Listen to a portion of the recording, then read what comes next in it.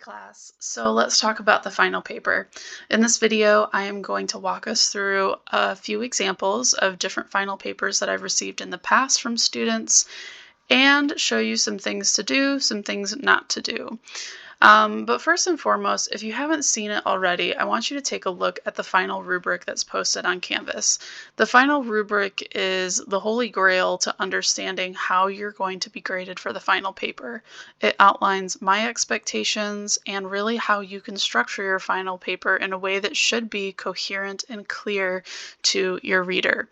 Now, I'm not going to walk us through this because I think it's pretty self-explanatory. However, please take a look at this before you start writing your final paper. All right, so let's dive into a few examples here. These are papers that I've received from previous students, and this student decided to write his final paper on psychology in the Bible.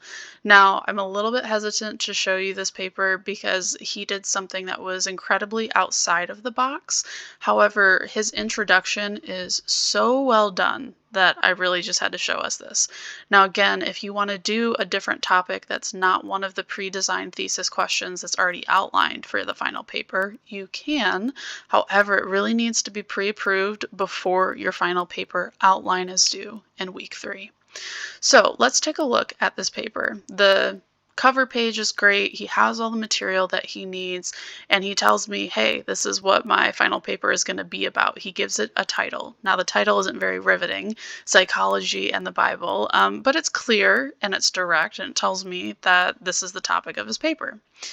Now, in the opening paragraph, this student kind of broadly starts to talk about themes in the Bible, like forgiveness, the fall and sin, and then he starts to kind of dwindle us down into, however, the Bible can be used to explore, or can the Bible be used to explore human nature? And this kind of leads us into the main thesis question that he uses for his thesis.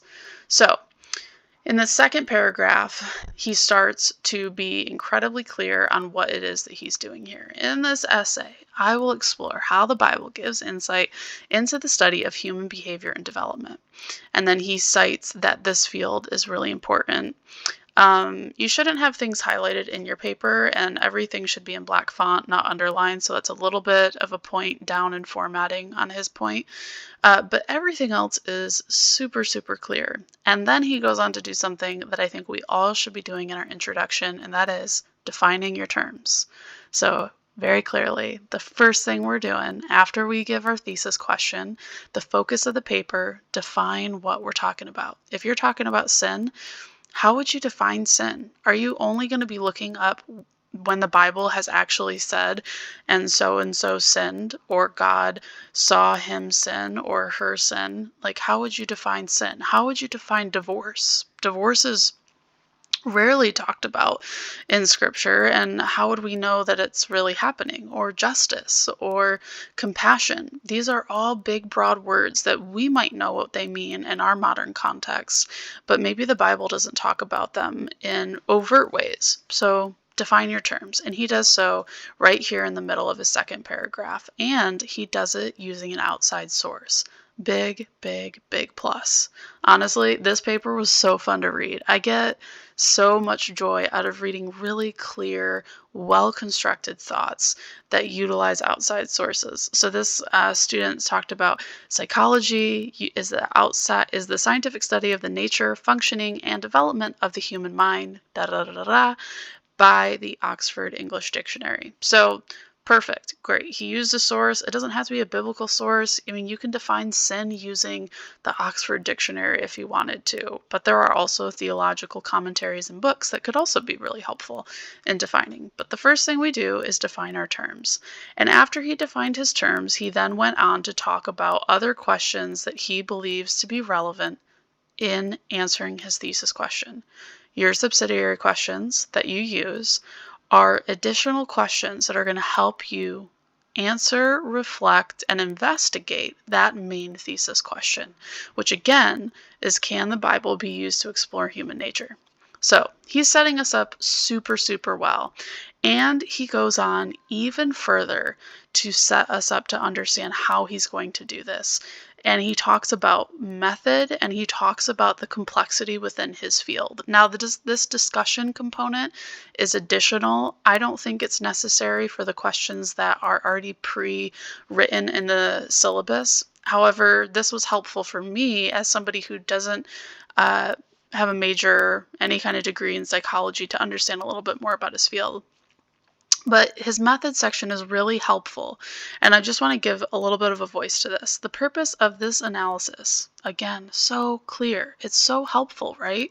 The purpose of this analysis is to evaluate whether or not a reader, through biblical narrative, can gain insight into the study of human behavior and development when applying biblical themes to psychological concepts. Okay, he could have stopped the sentence here because it kind of runs on after this. But this is really, really helpful. Okay, he's going to be looking at biblical narrative, and he's going to be trying to evaluate, can this give insight to any other parts of human behavior? So really helpful. And again, he's going to go on to do a little bit more of a creative paper for his final paper, but his introduction was just so well done. And another good point for this student was just how well he cited his sources.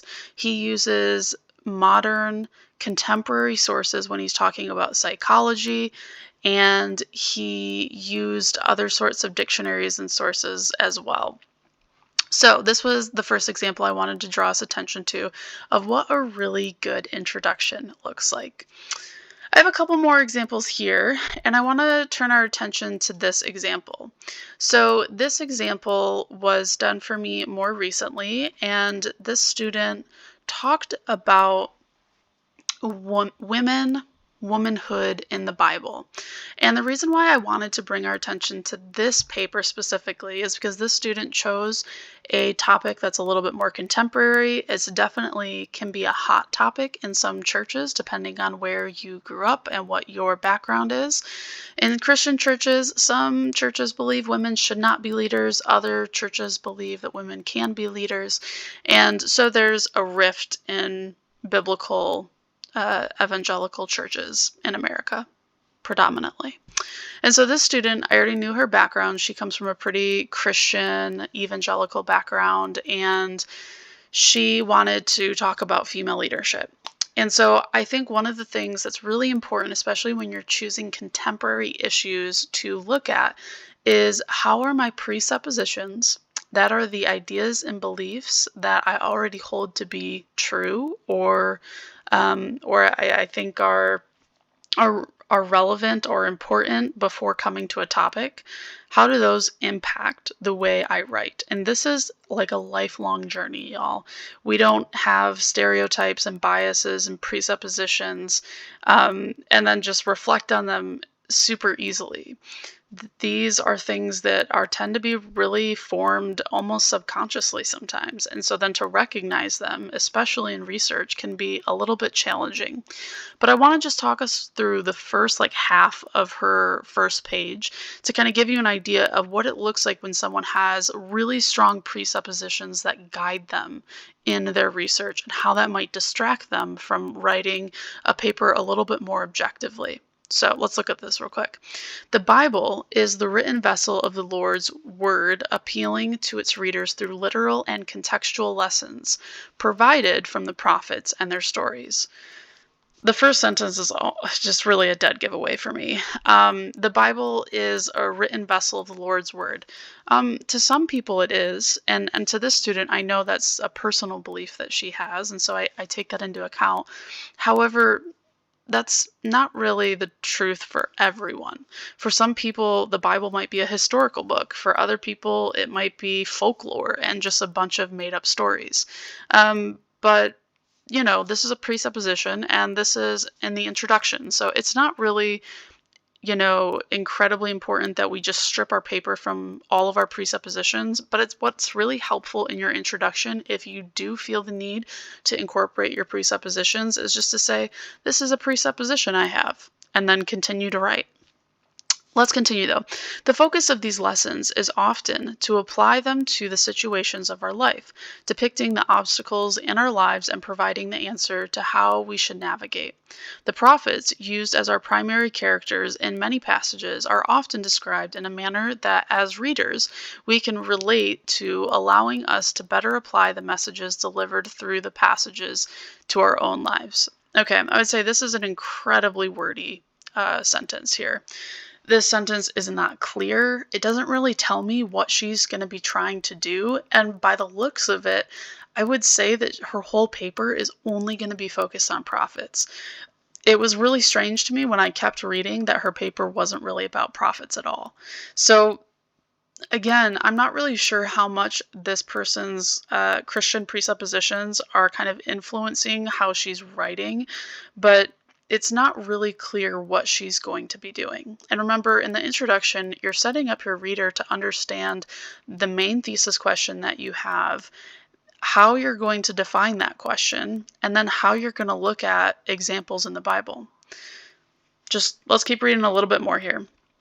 When looking at the world today, it seems to be in a struggle feud between the value of genders and their role in our leadership. If men are seen as the superior leader through their historical political dominance, or if with the evolving feminist movement, women are finding the empowerment to establish roles of leadership within our communities. Okay, big presupposition here. First part, if men are seen as superior leaders, like who is seeing them that way? I would want a source. I would want that to be backed up by somebody in an academic journal, article, book, monograph, something.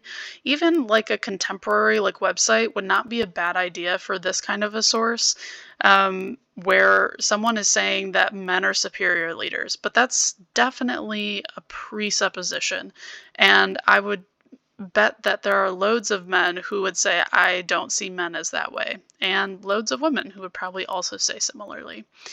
And then the second big presupposition she has in this sentence is, if, really as an antithesis, the feminist movement is finding the empowerment to establish roles of leadership. And that is to say that feminism is the only way that women are finding leadership. And it's also to say that like feminists are the opposite of men as superior leaders. It just creates such a interesting and a little bit strange kind of dualism within her paper already that it's just muddying the waters. But I know that she's trying to set the stage for why this is such a hot topic. And so overall, this student just kind of set up her paper in a way that it didn't have a lot of clarity. She doesn't really define her terms, but she does go on to help me to see how she's going to structure her paper. And that's something I think is really worth noting. So the first thing that she says is, she brings about her main thesis question. How does the Bible depict male and female leadership within this passage? I know that that's the question because I wrote that question when I put it in the syllabus. So that was very clear to me. Okay, here's her main thesis question. And then she follows it by two more questions, which I'm guessing are her subsidiary questions. So she asks, are female leaders in the Bible looked down upon or valued differently? I have a big problem with that thesis question, which I had conversations with her about, because how are you, as the writer, going to make that value call? Are you going to be the judge of these female leaders? And what's the criteria you're going to use to judge if a female leader has been actually good or not good? The second question she asked, do male leaders provide varying results when compared to the women leaders? Now, this question isn't as improbable as the first subsidiary question, but I do think it's a little bit problematic because how are you going to determine what results are valuable and what results are not valuable? What results are good and what results are not good? Any type of question that's going to put you in the seat of a judge of a character is typically not a great spot to sit when we're just trying to gather information in a biblical story. Now, we might read that information and come to the conclusion that, oh, this character did a really bad job. But then, after that sort of evaluative statement, we should then have examples. We think this because she lied, she cheated, she was a thief, she did X, Y, and Z, and that's why I would say she was a bad person, whatever. So, this is just another example I wanted to bring to our attention of presuppositions that really are just taken up a large chunk of the student's introduction. It prevents clarity, and how subjectivity can really dilute our ability to build good critical argument in biblical studies. So, all right. Overall, this student, the presuppositions part did not deter her from really getting a good grade. It just doesn't help with clarity, if I had to, make that a really short point. Okay, I wanted to talk about at least one more. This paper, yes, is about life and death, and I appreciate the introduction in this paper. Although, it's like a slight caveat, the introduction is super long. As much as I'm a sucker for a really good, well-defined introduction to a paper, sometimes if they're too long, it's easy to get lost in the weeds. Like, if you're lost in your writing, it comes through tremendously.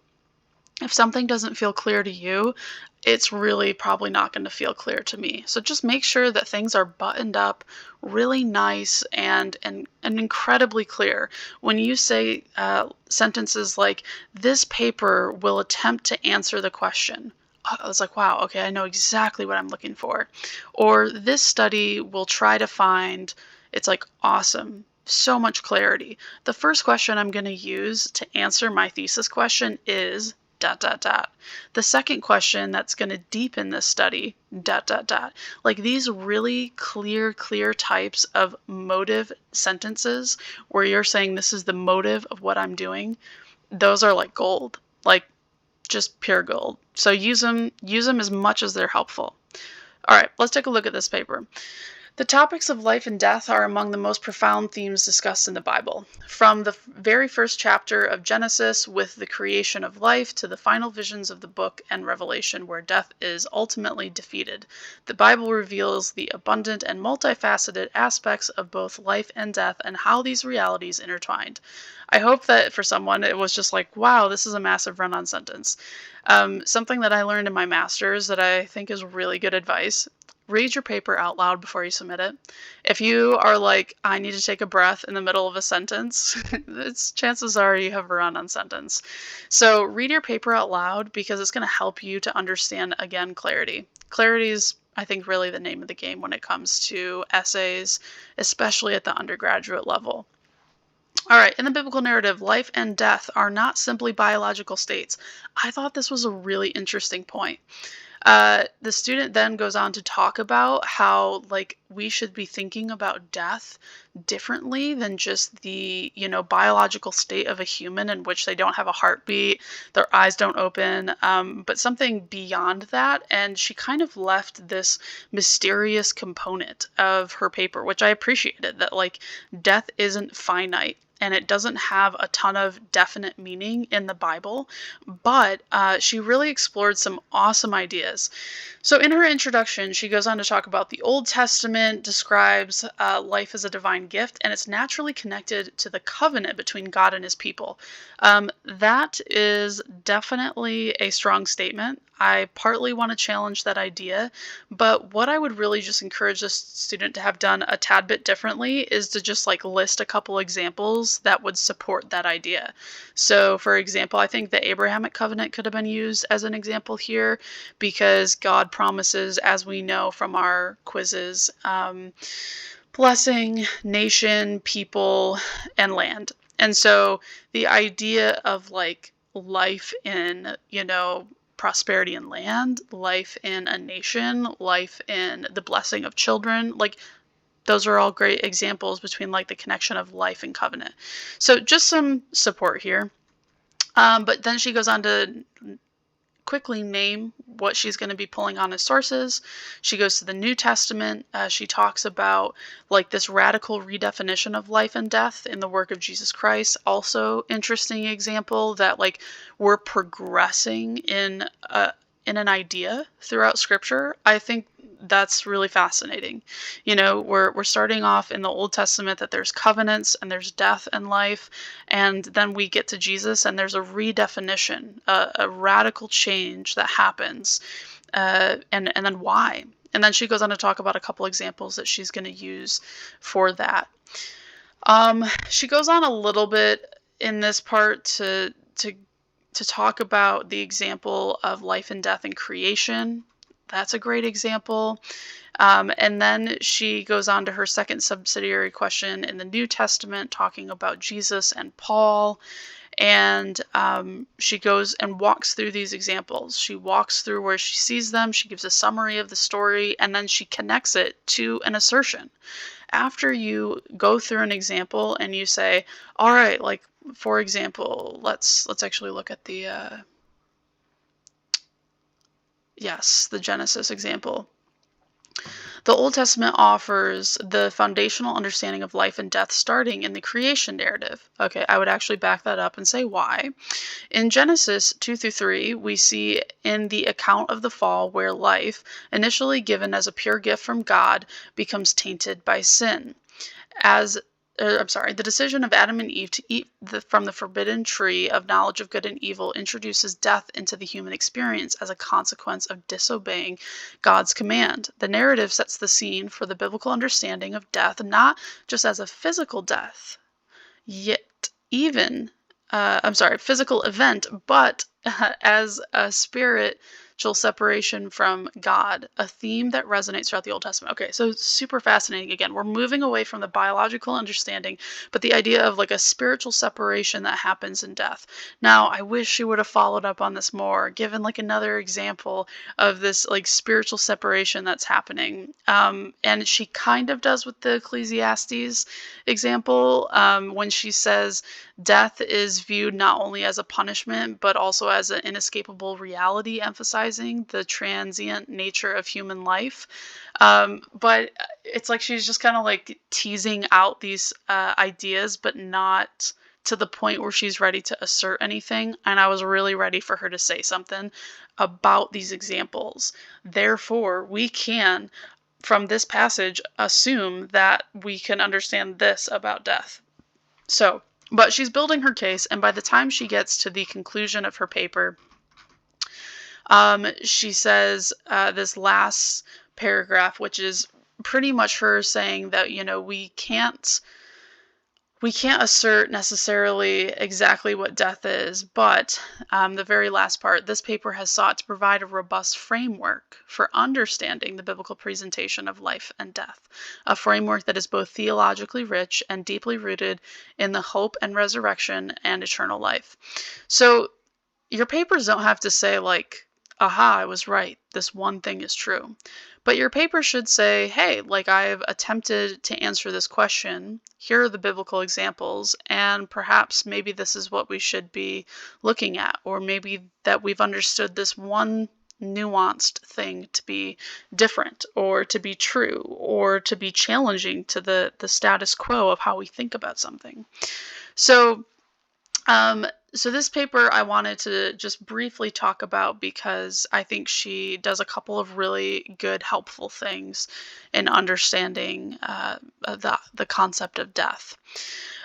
This video has gone on for far too long. If you would like another follow-up video to this and how to understand your final paper a little bit better and other examples, feel free to let me know. I'm happy to make some more videos with some more examples. The more the merrier.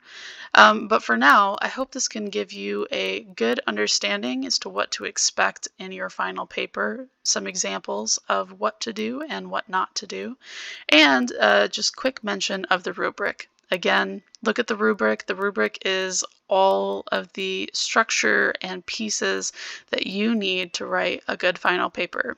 Happy writing and reading, everyone. I wish you all the best, and I can't wait to read your final paper here soon. Cheers.